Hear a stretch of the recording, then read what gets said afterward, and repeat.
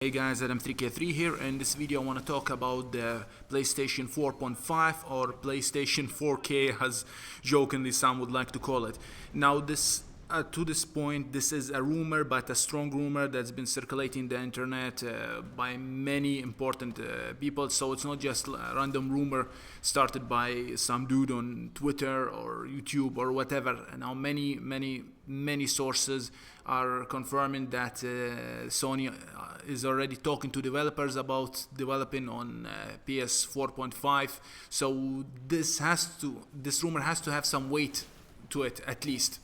Now the reason I want to talk about this is because in my opinion this is the most unnecessary step Sony has ever taken, and history repeats itself. It's basically Sega Genesis, Sega CD added on, and the 32X, which in my opinion were cool ideas but were not suited, were bad business decisions. Cool ideas but bad business decisions.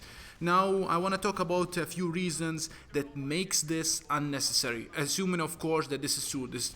This very well may be just a rumor that will die off and nothing is confirmed. But let me just touch on a few reasons that I think this is unnecessary. Number one, fragmenting the players, the fan base, or whatever. Now, coming up with a new updated model will fragment the players. Now, some players will have different, the new upgraded PS4, and the previous players like myself who just bought a PS4 not so long ago, the 500 GB model, useless. So as this is of course assuming that games will work on both consoles but will look prettier and will have better frame rates on the new console. Assuming that the rumors are correct, the new PS4 will have better GPU and will be able to output 4K. That's according to the rumor. So nothing is for sure right now, but basically one will assume that those are the upgrades Sony will be undertaking. A beefier GPU, like for example 980 or 970, something that will be able to output 4K, although I'm still not sold on how they will be able to do it and with decent frame rates, but that's beside the point. So they will be fragmenting the player base, and that's not good. The same way that Sega Mega Drive fragmented the player base. Some people had the new added on, some people refused to get it. So which brings us to the next point, number two, confusing the developers.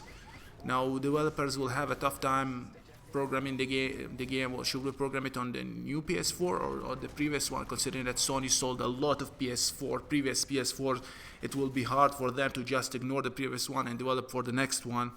Of course, again, assuming that the game will run on both, although that's very hard to do. Look at PC gaming. Not having the same hardware, one of the console's main selling point and like you say, developers' paradise is that everyone has the same hardware, so it's easier to develop and optimize the games to take advantage of the hardware because everyone has the same hardware. There is no need to test on different system and whatnot.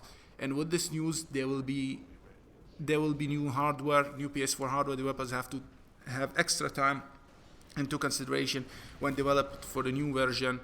Otherwise, the game will be an optimized mess. And take in mind that the games coming now, not all but many games are already an optimized mess, so adding a new hardware to the line, it's just not good.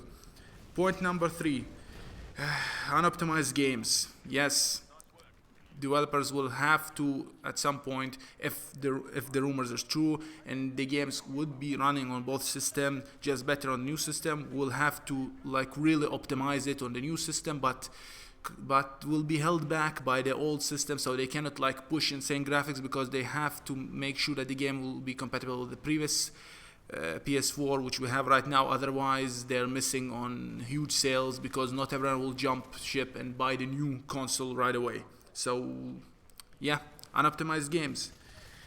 And bringing us to my last point, unneeded upgrade. This Sony is making a killing of PS4s. This is really unneeded. Yes, the consoles are underpowered, but they should like take time and educate developers and help them to achieve a somehow stable frame rates with better graphics and whatnot. This is unneeded really. They might as well just drop the PS4 and introduce a new console all along. PS4 is making a killing and we're expecting it to at least last 5 to 8, even 10 years. But seeing as Sony is already making, according to the rumor of course, making a new PS4, so that's highly unlikely. Xbox on the other hand also hinted like they're gonna make incremental upgrades to the console, although I'm not sure how, but that's remain to be seen.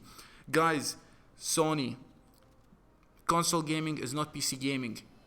You create a console, you release it. I know it's underpowered, but that's the benefit. Everybody has the same console. Developers will have to really enjoy the same hardware everyone has, the consistency of the hardware, like they gotta optimize the GPU and CPU and squeeze every bit out of it, because that's what people gonna have. Everyone's gonna have the same PS4, Xbox One. So that's the beauty of consoles. Now if you're gonna take that away and release incremental upgrades, that will basically make it PC gaming. And I love PC gaming, don't get me wrong, that's my favorite platform, but that's my take on the whole thing. Anyway, that's my take on the whole thing, like I just said. I'm repeating myself. So let me know in the comment section, what do you think? And as always, thank you for watching my video. Talk to you in my next one.